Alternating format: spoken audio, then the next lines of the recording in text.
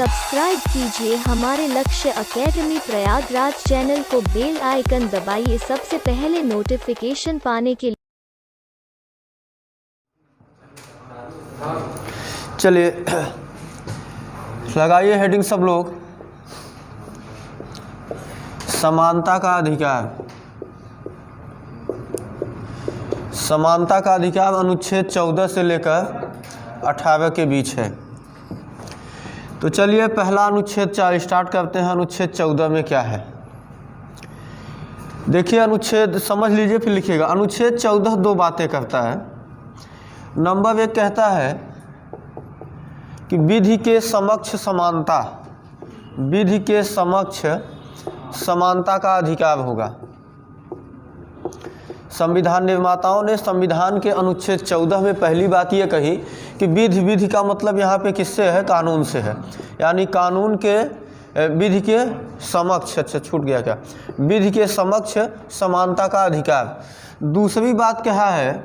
विधियों का समान संरक्षण, विधियों का समान संरक्षण। दोनों अलग अलग बातें हैं लेकिन दोनों है कहाँ पे? अनुच्छेद 14 में ही। दोनों को समझिएगा। पहला कह रहा है कि विधि यानी कानून के समक्ष समानता का अधिकार। तो ये वाली बात जो है ना वो भारतीय संविधान में ली गई है। कहाँ के संविधान से? इंग्लैंड के संविधान से। आपसे एग्जाम में यदि पूछा जाए कि विधि के समक्ष समानता का अधिकार कहाँ से लिया गया है तो जवाब क्या होगा? इंग्लैंड से। जबकि विधियों का जो समान संरक्षण है ये लिया गया है अमेरिका के संविधान से। कहाँ के संविधान से? अमेरिका के संविधान से। तो आइए पहले का अर्थ समझते हैं। यानी पहले का मतलब विधि के समक्ष समानता, इसका मतलब ये हुआ विधि के समक्ष यानी विधि के सामने या विधि के मामले में, ऐसे लिखिएगा, विधि के मामले में राज्य किसी के भी साथ किसी भी प्रकार का भेदभाव नहीं करेगा। किसी भी प्रकार का क्या नहीं करेगा? भेदभाव नहीं करेगा। इसका मतलब ऐसे हम समझ सकते हैं, जैसे मान लीजिए दो व्यक्ति हैं, एक व्यक्ति ये है, दूसरा व्यक्ति ये है। सेम दोनों ने यदि अपराध किया, हम मानते हैं, तो ऐसा नहीं है कि इसके लिए सज़ा है उम्र कैद की और इसके लिए सज़ा है 2 साल की। ऐसी बात नहीं होगी, ऐसी बात नहीं होगी। क्यों नहीं होगी? क्योंकि विधि के समक्ष किसकी बात करता है? समानता का अधिकार की बात करता है। वहीं पर दूसरे का मतलब हुआ विधियों का समान संरक्षण लिया कहाँ से गया है? अमेरिका के संविधान से। इसका मतलब ये हुआ विधियों का समान संरक्षण का मतलब ये है कि समान लोगों के साथ राज्य समान व्यवहार करेगा। इसका मतलब ये हुआ कि जैसे देश का राष्ट्रपति है, देश का कौन है? राष्ट्रपति है। देश में कौन है? राज्यपाल हैं। देश में संसद कौन है? सदस्य हैं। इसके अलावा तमाम विधानसभा के कौन है? सदस्य हैं। अब देखिए, अगर विधानसभा के जो सभी सदस्य हैं, तो कहाँ के? विधानसभा के जो सभी सदस्य हैं उनकी स्थिति एक समान है। विधानसभा के सदस्यों की स्थिति एक समान है, संसद सदस्यों की स्थिति एक समान है, राष्ट्रपति की अलग है, राज्यपाल की अलग है। तो यही कहा गया कि समान लोगों के साथ क्या है? समान व्यवहार या समान व्यवहार करेगा। कौन करेगा? ऐसा राज्य करेगा। क्यों? क्योंकि जैसे अनुच्छेद अगर हम 361 की बात करें, किसकी? अनुच्छेद 361 की, तो राज्यपाल और राष्ट्रपति को विशेषाधिकार प्राप्त है। क्या प्राप्त है? विशेषाधिकार प्राप्त है। वहीं यदि हम अनुच्छेद 105 की बात करें तो संसद सदस्यों को विशेषाधिकार प्राप्त है। तो ये सारी बातें कहाँ? इसका क्या मतलब हुआ? इसका मतलब यही हुआ कि समान लोगों के साथ समान व्यवहार, ऐसे भी कह सकते हैं, या इसे हम ये भी कह सकते हैं, कहाँ लिख दूँ? चलिए ऊपर लिख देता हूँ कि विशेष लोगों के साथ विशेष लोगों के साथ विशेष व्यवहार किया जाएगा। अब भैया अगर एक राष्ट्रपति से तुलना हम आम नागरिक करें तो क्या है? राष्ट्रपति विशेष है ना। अगर ये बातें न लिखी गई होती ना तो ये दिक्कतें आती। क्यों दिक्कत आती? क्योंकि सब राष्ट्रपति एक विशेष व्यक्ति है, राज्यपाल क्या है? एक विशेष व्यक्ति है, संसद सदस्य क्या है? अलग है, विधानसभा सदस्य क्या है? विशेष व्यक्ति है। तो इसका मतलब इसीलिए संविधान निर्माताओं ने ये तो कहा है ही कि विधि के समक्ष समानता का अधिकार तो रहेगा ही, लेकिन ये भी याद रखिए कि जो पद महत्वपूर्ण है, जो पद विशेष है उनके लिए क्या किया जाएगा, विशेष व्यवहार किया जाएगा, या यूं कह सकते हैं कि समान लोगों के साथ राज्य समान व्यवहार करेगा। इतनी बातें आपको कहाँ मिलती है, अनुच्छेद 14 में। चलिए नोट कर लीजिए इसको। देखिए अब इसको हम एक और उदाहरण समझते हैं। चाहे देश का राष्ट्रपति हो या एक आम आदमी हो, अब आम आदमी का मतलब कुछ और मत समझना, राजनीतिक माहौल चल रहा है ना, इसलिए कुछ और मत समझ लेना। चाहे राष्ट्रपति हो चाहे आम आदमी हो, लेकिन विधि यानी कानून के मामले में कानून सबके लिए समान है। बात क्लियर हो गई ना, ये पहली बात कहा। लेकिन फिर भैया राष्ट्रपति और आम आदमी के लिए कानून तो भैया समान है सबके लिए। हाँ, अगर राष्ट्रपति भी कोई अपराध करते हैं तो भैया राष्ट्रपति के पद से हटाने के बाद उनके साथ कार्रवाई होगी, बस यही हो सकता है ना। और आम आदमी करेगा तो किसी पद से उतारने की आवश्यकता तो है नहीं। लेकिन जब तक वो राष्ट्रपति है तब तक तो भैया उसे कुछ ना कुछ तो विशेषाधिकार तो मिलेगा ना। जब तक कोई संसद सदस्य है तब तक विशेषाधिकार पाएगा ना, जब तक राज्यपाल है तब तक विशेषाधिकार होगा ना। तो इसके लिए ये कहा गया कि विधियों का समान संरक्षण। विधियों का समान संरक्षण का मतलब यही हुआ कि समान लोगों के साथ समान व्यवहार, या ये बात बोल सकते हैं आप, या आप ये भी कह सकते हैं कि विशेष लोगों के साथ विशेष व्यवहार। अंतर क्लियर हो गया सबको ना। चलिए तो आगे बढ़ते हैं। लगाइए हेडिंग अनुच्छेद 15। मूल संविधान में जब संविधान लिखा गया, यानी कि वह संविधान जो 26 जनवरी 1950 को क्या हुआ, लागू हुआ, तो मूल संविधान में अनुच्छेद 15 में कुल 3 धाराएं थी। कितनी धाराएं थी? कुल 3 धाराएं थी। इसका मतलब ये हुआ कि 15(1), 15(2) और 15(3). लेकिन वर्तमान में इसमें 6 धाराएं हैं। कितनी धाराएं हैं? 6 धाराएं हैं। यानी कि 15(4), 15(5) और 15(6) क्या गई, बाद में जोड़ी गई। तो यदि हम 15(4) की बात करें तो 15(4) जोड़ी गई थी 1951 में। कब जोड़ी गई? 1951 में। वहीं हम 15(5) की बात करें तो जोड़ी गई 2006 में। वहीं यदि हम 15(6) की बात करें तो ये जोड़ी गई 2019 में।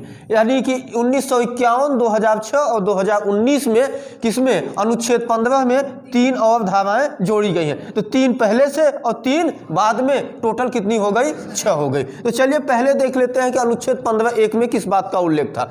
अनुच्छेद 15 में उल्लेख ये था कि धर्म, जात, लिंग,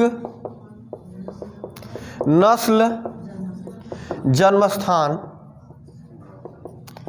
आदि के आधार पर, आदि लगा दीजिए काम हो जाएगा, आदि के आधार पर राज्य किसी के साथ भेदभाव नहीं करेगा। भेदभाव नहीं करेगा। कंफ्यूज मत होइएगा, अनुच्छेद 14 में भी भेदभाव की बात की गई है कि राज्य किसी के साथ भेदभाव नहीं करेगा, लेकिन किस मामले में? विधि के मामले में, कानून के मामले में ना। बात समझ में आ गई ना। यानी राज्य ऐसा नहीं करेगा कि कुलदीप सिंह सेंगर के लिए अलग बात करेगा और बाकी के लिए अलग बात करेगा, ऐसा नहीं होगा ना। तभी तो सुप्रीम कोर्ट ने लगाई फटकार, तो कुलदीप सिंह सेंगर को जाना पड़ा, याद है? हाँ, नहीं याद है मामला? ऐसा नहीं है कि उनके लिए भी अलग कानून होगा। हाँ, वो कुछ भी करें, ये बात कहाँ है? ये अनुच्छेद 14 में। लेकिन 15 में क्या कह रहा है? धर्म, जाति, लिंग, नस्ल और जन्मस्थान आदि के आधार पर राज्य किसी के साथ भेदभाव नहीं करेगा। इतनी बात क्लियर हुई। आगे बढ़ते हैं। वहीं पर 15(2) की फिर कहता है कि धर्म, जाति, लिंग, नस्ल, जन्मस्थान आदि के आधार पर सार्वजनिक स्थलों जैसे भोजनालय, जैसे दुकान, जैसे कुआं, जैसे तालाब आदि स्थानों पर राज्य किसी के साथ भेदभाव नहीं करेगा। किसी के साथ क्या नहीं करेगा? भेदभाव नहीं करेगा। है बातें सेम, लेकिन अंतर यह है कि यहाँ पर जगह की बात नहीं किया ना। अनुच्छेद 15(1) जगह की बात नहीं कर रहा है, लेकिन यहाँ क्या कह रहा है कि सार्वजनिक स्थल। अब हम कुछ सार्वजनिक स्थल की बात कर ली है, भोजनालय हुआ, दुकान हुआ, कुआं हुआ, तालाब हुआ आदि हो सकते हैं। लेकिन किसी भी प्रकार का सार्वजनिक स्थल है वहाँ पर किसी के साथ इन आधार पर कि तुम इस धर्म के हो, तुम यहाँ नहीं बैठ सकते हो, तुम यहाँ खाना नहीं खा सकते, तुम यहाँ स्नान नहीं कर सकते, तुम इस दुकान पे नहीं जा सकते, तुम इस जाति के हो, तुम महिला हो, तुम पुरुष हो, तुम नस्ल ऐसे हो, या तुम्हारा जन्म यहाँ हुआ है इसलिए तुम यहाँ नहीं जा सकते, ऐसा भेदभाव राज्य नहीं करेगा। ऐसा उल्लेख कहाँ है? 15(3) में है। आगे बढ़ते हैं, 15(2) में है, 3 में नहीं, 15(2) में है। आगे बढ़ते हैं, अनुच्छेद 15(3). अनुच्छेद 15(3) कहता है कि राज्य महिलाओं एवं बच्चों के लिए विशेष प्रावधान कर सकता है। यानी कि महिला और बच्चे क्या है, समाज में अगर देखा जाए तो उनकी स्थिति एक पुरुष प्रधान समाज में उतनी बेहतर नहीं है, तो इसलिए उनके लिए कहा गया कि राज्य महिलाओं और बच्चों के लिए क्या कर सकता है? विशेष प्रावधान कर सकता है। ध्यान रखिएगा, यहाँ पर भेदभाव की तो बात की जा रही हर जगह पे, लेकिन अभी भी का मतलब है कि मूल संविधान के अनुच्छेद 15(1), 15(2), 15(3) में कहीं पर भी किस आधार पर? एससी के आधार पर, ओबीसी के आधार पर, एसटी के आधार पर विशेष प्रावधान की बात नहीं है, विशेष प्रावधान की बात नहीं है। लेकिन कहाँ महिलाओं और बच्चों के लिए विशेष प्रावधान की बात है, लेकिन अभी एससी, ओबीसी और एसटी के लिए विशेष प्रावधान की बात नहीं है। चलिए इतना नोट कर लीजिए, फिर आगे देखते हैं कि इनके लिए कब विशेष प्रावधान होता है। खैर इनकी बात अभी नहीं होगी, अभी बात केवल एससी और एसटी के लिए होगी। तो नोट करिएगा, आप थोड़ा सा सोचिए इसको कि ये सब बातें जो संविधान में लिखी गई हैं, कितना सोच विचार कर, इतना ही नहीं लिख के छोड़ दिया गया कि किसी के साथ भेदभाव नहीं होगा, बल्कि फिर आगे चलकर अनुच्छेद 15(2) में फिर ये जोड़ कहा गया, उसी समय क्या कहा गया? सार्वजनिक स्थलों पर। क्योंकि देश में संविधान लागू होने से पहले सार्वजनिक स्थल पर भारत का ही हर इंसान एक साथ बैठकर भोजन नहीं कर सकता था, एक साथ एक तालाब पर नहीं जा सकता था, एक साथ कुएं से पानी नहीं भर सकता था। आप लोग इतिहास पढ़े हैं, वैदिक काल पढ़े हैं, वो भी उत्तर वैदिक काल पढ़े हैं, कितनी ऊंच नीच छुआछूत की भावनाएं थी ना। यहाँ तक कि शूद्रों को उस रास्ते से भी चलने का अधिकार नहीं था जिस रास्ते से ब्राह्मण क्षत्रिय चल रहे हैं। बात समझ पा रहे हैं ना? क्या रास्ता उनका था? क्या रास्ता सार्वजनिक है ना? कोई भी सार्वजनिक स्थल है तो किसी एक का नहीं है ना, या कोचिंग किसी एक की है क्या? ये कोचिंग हम सब की है। तो किसी को किसी के आधार पर, या किसके आधार पर? धर्म के आधार पर, जाति के आधार पर, लिंग के आधार पर, नस्ल और जन्मस्थान आदि के आधार पर भेदभाव नहीं किया जा सकता। बात समझ पा रहे ना? शूद्रों की दशा तो ऐसी थी, अगर आप चलते चलते, आप सोचिए संविधान की ही देन है ना। खैर ये अच्छी बात नहीं है, चलते चलते हम सड़क पर थूक ले रहे हैं। कब ले रहे हो ना? सड़क पर चल ले रहे हो, लेकिन शूद्रों को सड़क पर थूकने का भी अधिकार नहीं था। थूकना एक स्वाभाविक प्रक्रिया है, कभी भी मुंह में लाभ आ सकता है ना, थूक आ सकता है ना। अब आप सोचिए कि अगर शूद्र के मुंह में थूक आ गया, कहीं चले जाओ, कहीं से एक भयावह स्मेल आ जाए तो भाई थूकना तो स्वाभाविक है ना। क्या करोगे? लंबी सांस लोगे? नहीं, ऐसा नहीं होगा ना। कहे तुम लंबी सांस लेती होगा? ऐसा नहीं होगा ना। इसका क्या मतलब? अब आप सोचिए को थूक भी नहीं सकता था। यदि उसको थूकना है ना, तो जैसे गले में माला डाला जाता है ना, वैसे ही एक पात्र लटका के चलता था। ये कंडीशन थी देश की। जिस रास्ते से चलता था उसके पदचिन्ह न पड़ जाए धूल में, इसलिए पीछे से कुछ ऐसा बांध दिया जाता था ना, ताकि तुम चलते जाओ तो तुम्हारे पाँव के निशान मिटते जाए। ये कंडीशन थी देश की, ये था समाज। इसी को समाप्त करने के लिए ये दो बातें देखिए, कितनी महत्वपूर्ण बातें। खैर आज भी कितने बेहतर तरीके से ये लागू है या नहीं लागू है हम नहीं जानते, लेकिन आज भी है भेदभाव, आज भी भेदभाव है। लेकिन फिर भी सोचिए कि यदि यह संविधान में न होता तो फिर कैसे बात हो जाती। इसीलिए हम कहते हैं कि ये चीज़ें बड़ी आवश्यक हैं। बात समझ पा रहे हैं ना? और ये भी सोचिए कि संविधान निर्माता जब संविधान लिख रहे थे तो कितनी दूरदर्शी सोच थी, क्या सोच रहे थे वो सब। था तो उन्हीं के हाथ में ना, चाहते तो न लिखते, क्या कर लेते। बात समझ पा रहे हैं ना? लेकिन उन्होंने किया ऐसा। चलिए अगला लिख लीजिएगा, अनुच्छेद 15(3। चलिए यहाँ तक की बातें तो सबको क्लियर है ना, कोई दिक्कत नहीं ना, बोलो भैया, किसी को कोई दिक्कत नहीं ना। कुछ याद कैसे हो जाएगा, कुछ नहीं है। ये सब शब्द तो सुने हैं ना, धर्म, जाति, लिंग, जन्मस्थान, नस्ल, सब ने देखिए है कि आधार पर राज्य भेदभाव नहीं करेगा।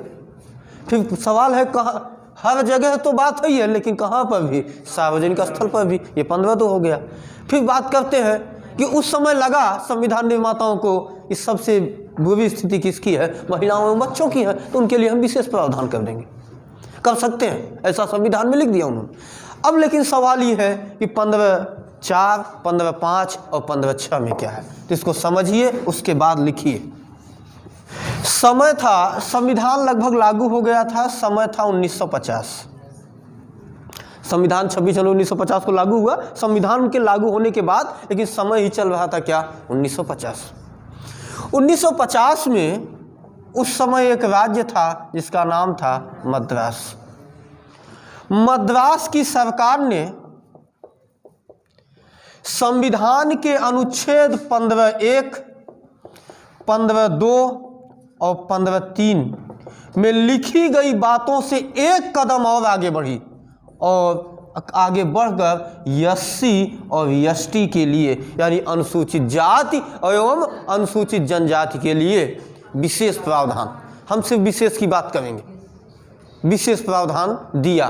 कब? 1950 में। कहाँ की सरकार? मद्रास की सरकार ने। यानी समाज में, क्योंकि अनुच्छेद 15(1), 15(2), 15(3) में कहीं पर भी मैंने लिखा है अनुसूचित जाति या अनुसूचित जनजाति शब्द नहीं लिखा है। सिर्फ 15(3) में महिलाओं एवं बच्चों के लिए विशेष प्रावधान राज्य कर सकेंगे, इसी बात का उल्लेख था ना।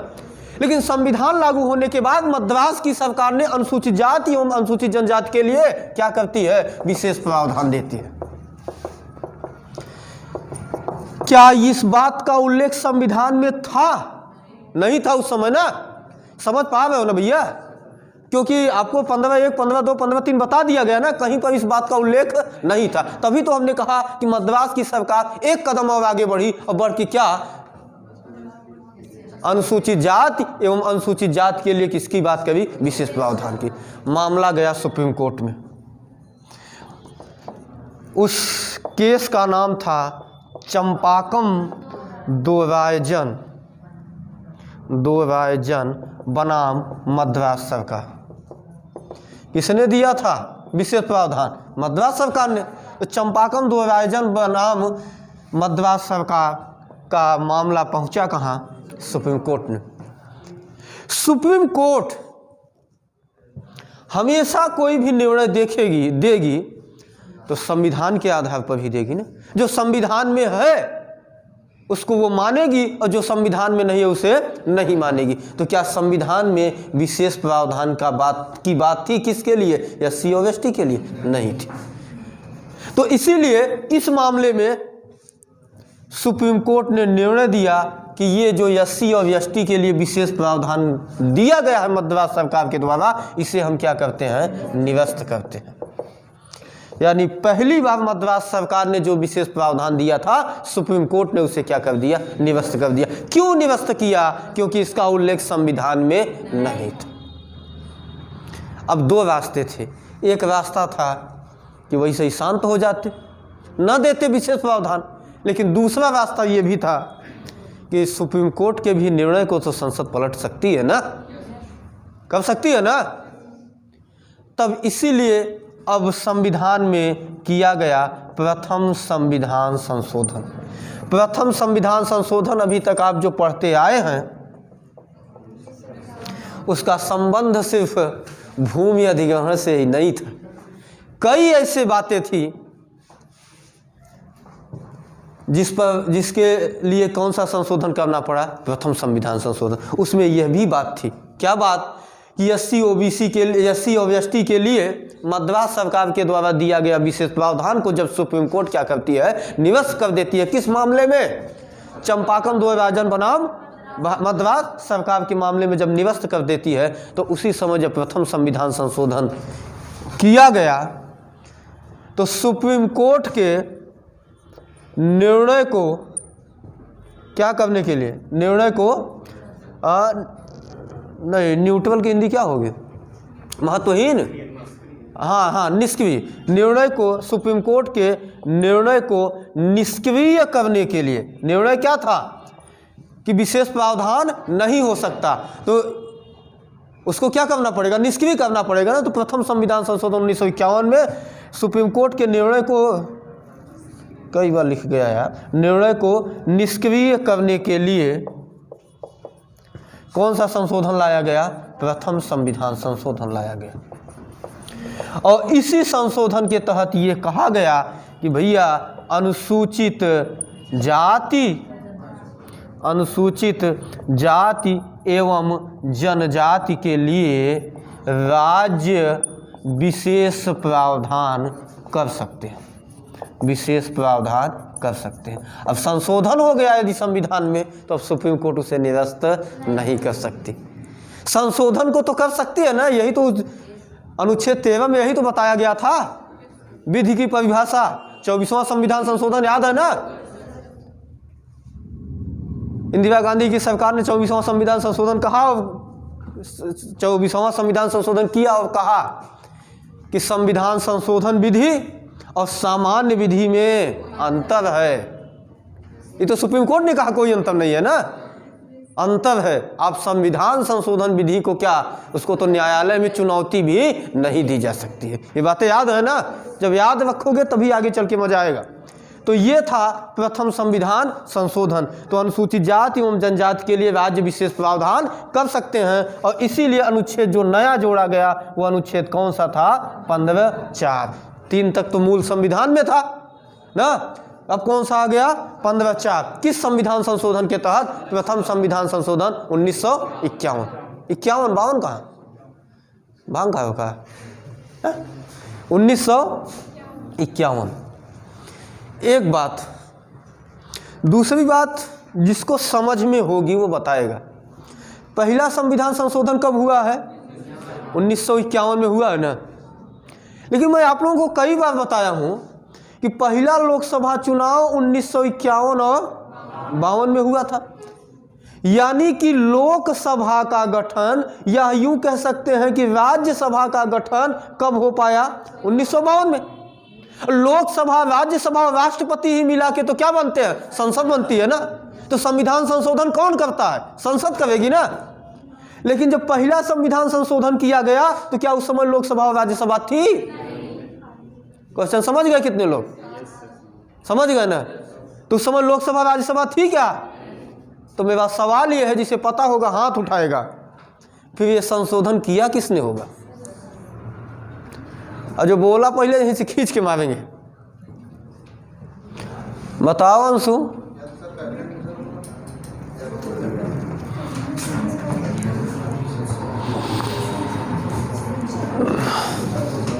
अब ऐसा सब बुदबुदा रहे हैं, मुँह हिला रहे हैं, चेहरा ऐसा खींच रहे हैं, एकदम बाल खजुला रहे हैं, कभी आ ही जाएगा सन्न से ना। आ गया किसी का?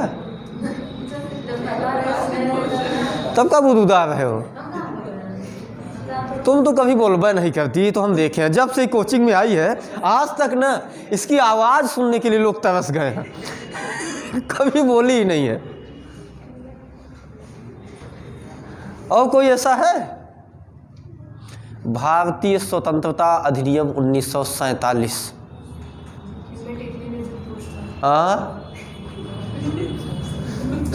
भारतीय स्वतंत्रता अधिनियम 1947 के तहत संविधान सभा को यह अधिकार प्राप्त था कि जब तक लोकसभा और राज्यसभा का गठन नहीं हो सकता तब तक वह अंतरिम संसद का भी काम कर सकती है।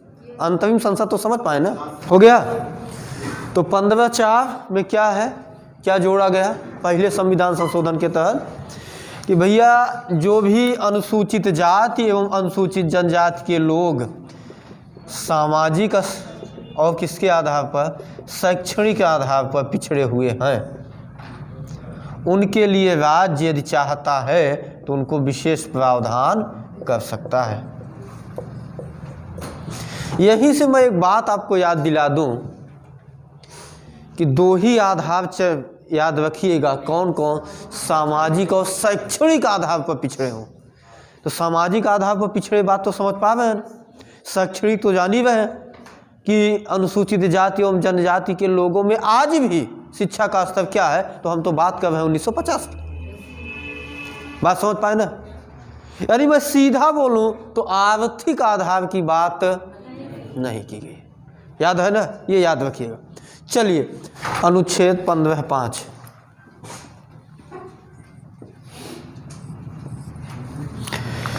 समझिए। समय था 2006। 2006 में 93वां संविधान संशोधन किया गया।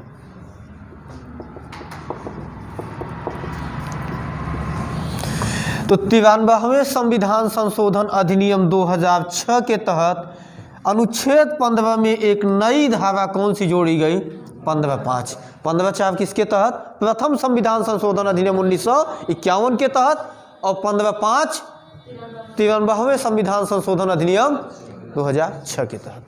क्या कहा गया इसमें, ये कहा गया उच्च शिक्षण संस्थानों में, उच्च शिक्षण संस्थान समझते हैं जैसे यूनिवर्सिटीज हो गई, मेडिकल कॉलेज हो गए, इंजीनियरिंग कॉलेज हो गए आदि, ये क्या कहे जाएंगे, उच्च शिक्षण संस्थान। तो उच्च शिक्षण संस्थानों में सामाजिक एवं शैक्षणिक आधार पर पिछड़े हुए ओबीसी, एससी एवं एसटी के लिए प्रवेश के समय आरक्षण प्रदान किया जाएगा। मतलब आप जानते हैं ना, जब एग्ज़ाम एंट्रेंस होते हैं तो ये होता है ना कि ओबीसी की इतनी सीटें, एससी की इतनी सीटें, एसटी की इतनी सीटें, बाकी किसकी सीटें हैं, जनरल की, होता है ना। तो उच्च शिक्षण संस्थानों में प्रवेश के समय आरक्षण दिया गया। कब, 2006 में। किसको किसको दिया गया, ओबीसी, एससी और एसटी को। पहले में ओबीसी की बात थी क्या, बात तो ओबीसी की थी क्या पहले संविधान संशोधन में, नहीं थी। यहाँ ओबीसी क्यों आ गया, यहाँ ओबीसी क्यों आया, आपको क्लियर होगा अनुच्छेद 16 में। अभी तो हम कौन सा पढ़ रहे हैं, अनुच्छेद 15। क्योंकि जब संविधान लागू हुआ, यानी प्रथम संविधान संशोधन से लेकर 1990 तक ओबीसी को किसी भी प्रकार का आरक्षण था ही नहीं, किसी भी प्रकार का आरक्षण नहीं था। सिर्फ आरक्षण किसके लिए था, अनुसूचित जाति एवं अनुसूचित जनजाति के लिए। लेकिन 90 में जब आरक्षण किसको भी मिल गया, अन्य पिछड़ा वर्ग को भी मिल गया, तो हम बात अब कब की कर रहे हैं, 2006 की, 90 के बाद की बात कर रहे हैं ना। तो इसलिए 2006 में जब 93वां संविधान संशोधन किया गया तो उसमें क्या कहा गया कि उच्च शिक्षण संस्थानों में सामाजिक एवं शैक्षणिक आधार पर पिछड़े हुए ओबीसी, एससी और एसटी के लिए प्रवेश के समय क्या प्रदान किया जाएगा, आरक्षण। यानी जैसे कुल सीटें यदि 100 हैं तो उनमें से एक निश्चित संख्या किसकी निर्धारित होगी, ओबीसी की, एससी की और एसटी की, ताकि वो भी उच्च शिक्षण संस्थानों में प्रवेश ले सके और वो भी उच्च शिक्षण संस्थानों में पढ़ सके। बात समझ पा रहे हैं ना। नहीं तो फिर जो सामाजिक और शैक्षणिक आधार पर पिछड़ा है वो फिर कैसे एडमिशन ले पाएगा, और एडमिशन नहीं ले पाएगा तो उच्च शिक्षा नहीं प्राप्त कर पाएगा। बात क्लियर है ना। आप सोचिए, यही सब बातें हैं जो आप बड़े बड़े विश्वविद्यालयों में चले जाइए, JNU चले जाइए, इलाहाबाद विश्वविद्यालय चले जाइए, यहाँ समाज का जो पिछड़ा हुआ वर्ग है वो भी पढ़ पा रहा है। यही कारण है ना।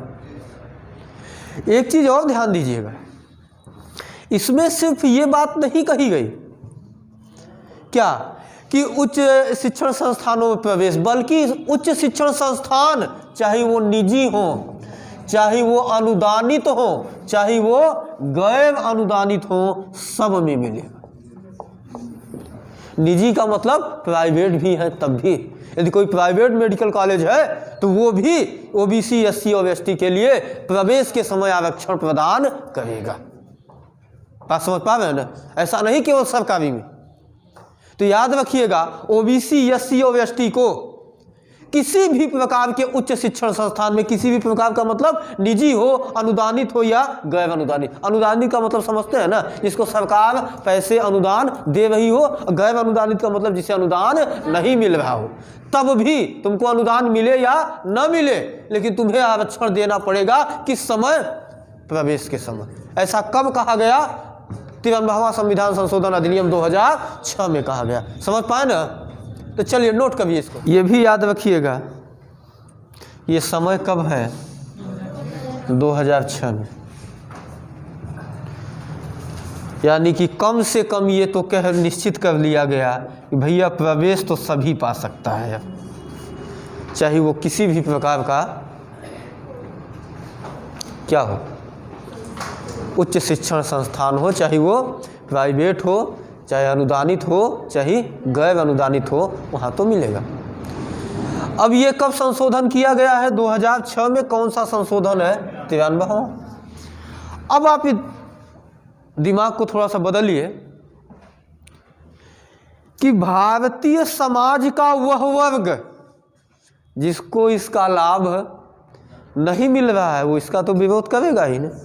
हाँ, तो अशोक कुमार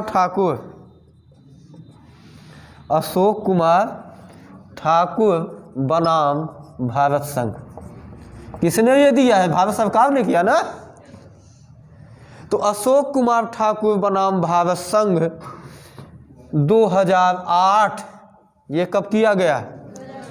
के बाद में सुप्रीम कोर्ट में इस मामले को चुनौती दी गई, यह कहते हुए, आधार बड़ा मजेदार था, जो लोगों को याद होगा वो लोग बताइएगा, यह आधारभूत संरचना का क्या करता है? उल्लंघन करता है। ऐसा किस वाद में कहा? किसने कहा? अशोक कुमार ठाकुर बनाम भारत संघ 2008 के मामले में 93वें संविधान संशोधन को चुनौती दी गई सुप्रीम कोर्ट में, यह कहते हुए कि यह किसका उल्लंघन कर रहा है? आधारभूत संरचना का उल्लंघन कर रहा है। फिर मैंने कहा कि सुप्रीम कोर्ट क्या सही है, क्या गलत है, कौन सी बात किसके हित के लिए है, किसके हित के लिए नहीं है, ये नहीं देखती। वो किसको देखती है? वो संविधान को देखती है। तो संविधान में तो था, क्या था? हो गया ना कि भैया प्रवेश के समय आरक्षण दिया जाएगा। तो सुप्रीम कोर्ट ने अशोक कुमार ठाकुर बनाम भारत संघ 2008 के वाद को सिरे से खारिज कर दिया, नहीं एक्सेप्ट किया। बात क्लियर है ना। तो आपसे यदि ये पूछ लिया जाए कि 93वें संविधान संशोधन को किस वाद के तहत चुनौती दी गई थी, तो बताइएगा अशोक कुमार ठाकुर बनाम भारत संघ के मामले में। समझ गए ना। तो 15(1), 15(2), 15(3), 15(4) और 15(5) हो गई। याद है सबको? 15(1) में क्या है? भेदभाव नहीं होगा। 15(2) में सार्वजनिक स्थलों पर भेदभाव नहीं होगा। 15(3) में महिलाओं एवं बच्चों के लिए राज्य विशेष प्रावधान कर सकेगा। 15(5) प्रथम संविधान संशोधन। 15(4) 5 नहीं, 15(4) SC और ST के लिए विशेष प्रावधान हो कर सकता है राज्य। उसके बाद 15(5) OBC SC और ST को किसी भी प्रकार के उच्च शिक्षण संस्थान में प्रवेश के समय आरक्षण दिया जाएगा। चुनौती किसके तहत दी गई? अशोक कुमार ठाकुर बनाम भारत संघ 2008 के बाद में। क्या कहा सुप्रीम कोर्ट ने? क्या कहा सुप्रीम कोर्ट ने इस केस को? सुप्रीम कोर्ट का है भाई आधारभूत संरचना। सुप्रीम कोर्ट ने खारिज कर दिया, नहीं एक्सेप्ट किया, कहा जो संशोधन किया गया है सरकार के द्वारा वो सही है, संसद के द्वारा जो किया गया है वो सही है। चलिए आगे बढ़ते हैं। लगाइए अनुच्छेद 15(6), अनुच्छेद 15(6)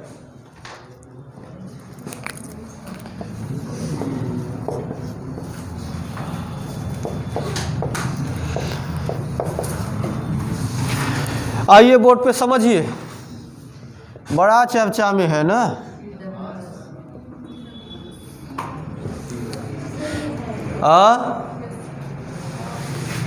बना सर्टिफिकेट होगा किसी का ये? चलिए बनवाए होंगे तो बताएंगे, क्या छिपा के रखेंगे ना। चलिए आइए 103वां संविधान संशोधन, संविधान संशोधन अधिनियम 2019 के तहत अनुच्छेद किसमें 15 में नई धारा एक और जोड़ी गई। कौन सी नई धारा? 15(6) जोड़ी गई। क्या कहा गया कि सामान्य वर्ग के लोग जो आर्थिक दृष्टिकोण से पिछड़े हैं उन्हें 10% का आरक्षण प्रदान किया जाएगा। अभी तक क्या कहा गया? सामाजिक एवं शैक्षणिक आधार पर पिछड़े हुए जो कौन से हैं? ओबीसी हैं, एससी हैं और एसटी हैं, उनके लिए आरक्षण की बात थी, लेकिन आर्थिक आधार पर इसकी बात नहीं थी। लेकिन पहली बार वर्तमान सरकार के द्वारा क्या लाया गया? आर्थिक दृष्टिकोण पर सामान्य वर्ग के जो लोग हैं, पिछड़े हैं, उन्हें भी 10% का आरक्षण दिया जाएगा। इसे ही क्या कहा गया है? EWS। हो गई बात क्लियर ना? तो अब टोटल मैंने बताया कि कितनी धाराएं हो गई हैं? अब 6। कितनी हो गई हैं? 6। 3 पहले थी, 3 एक 1951 में जोड़ी गई, एक 2006 में जोड़ी गई, एक 2019 में जोड़ी गई। प्रथम संविधान संशोधन, 93वां संविधान संशोधन और 103वां। हो गया बात? तो नोट कर लीजिए, इसको लिखिएगा। तो चलिए अनुच्छेद 15 आपका समाप्त हुआ। एकदम रटते चलिए, जुबान पे होनी चाहिए सारी चीज़ें। समझ में तो सब बढ़िया से आ रहा है ना भाई? क्या यादव जी इधर भाई, सब बढ़िया है? तो चलिए अब अनुच्छेद 16 हेडिंग लगा के छोड़ दीजिए। अनुच्छेद 16 हेडिंग लगा के छोड़ दीजिए। किसी का कोई सवाल हो तो बताइए। कोई सवाल है? नहीं है।